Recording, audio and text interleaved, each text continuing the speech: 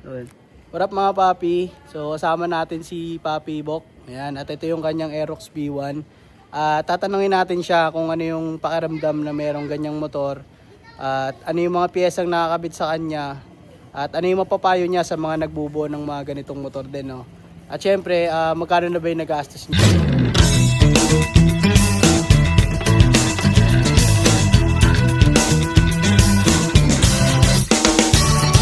Papi, isa mo ng piso yan, no? Yun, no? Papi, share mo lang, no, ano yung pakiramdam na merong ganitong motor? Sa akin, masaya kasi, ano siya hilig mo at saka project mo, binuo mo, unti-unti, nangyayari. So, yun, na fulfilling, parang gano'n. Masarap talaga sa pakiramdam to pag project bike, Papi, no? Oo. Papi, matanong ko lang, ano yung mga nakakabit na piyesa sa'yo? Simulan natin siguro sa brake system, Papi, no? Okay, sa brake system, hindi ko maalala kung RCB E2 o E3 tawag dito, 14mm siya. Okay. Tapos, sa brake switch, ang gamit ko is switch. Tapos, R1, 4-pot caliper. Ito, 260 na A siya, disc brake. Ano yan, Papi? Floating na yan?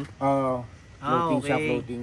Kasi ito, ano tong parang cardinals na yan? Ano yan, Papi? Ito, air duct siya, parang cooling system sa caliper tsaka sa rotor. Rotor disc. Right.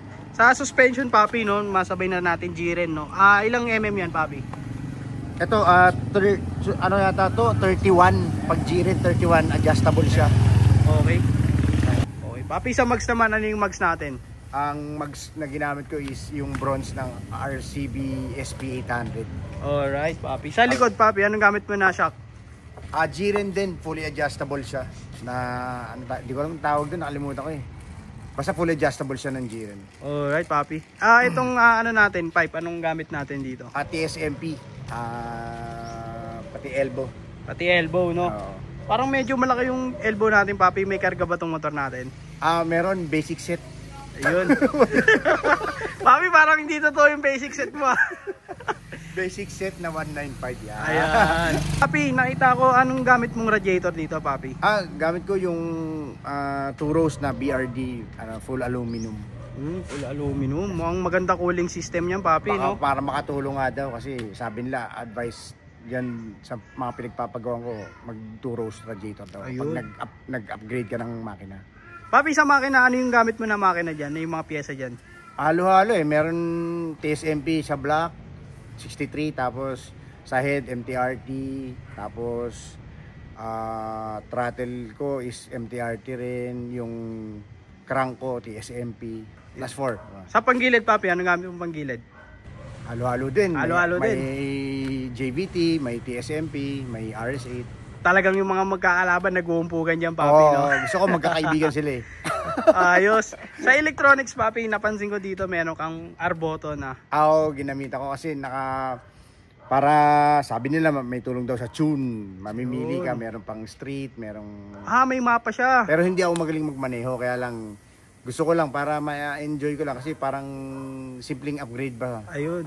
Kasi naka-computer box din siya, parang ganun. Anong computer box, Papi? Anong gamit mong ECU dyan? A-Racer. Ayun, no? A-Racer Mini X. Mini X, alright. Kargado ka, no? So, napansin ko dito sa airbox mo, may torotot ka. Ilang mm yan?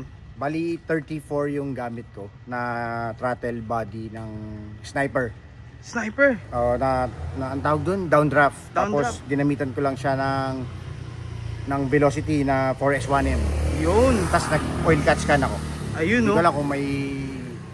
Sabi nila may pag high RPM daw, may waste na lumalabas. So, para walang dumi, nilagyan ko ng oil catch can. Alright. Magkano na nagastos niyan, Papi? Matanong lang. Mga 1.8 yata, parang ganun. 1.8. Okay, madiin talaga si Papi. Nilampasan ko ng onti ng 300 kasi sawa na sa 1.5 eh. Sa 1.8 na ako. 1.8 na. Alright, Papi. So, ano yung mapapayo mo, Papi, sa mga nagbubuo ng Aerox B1, no? Nako,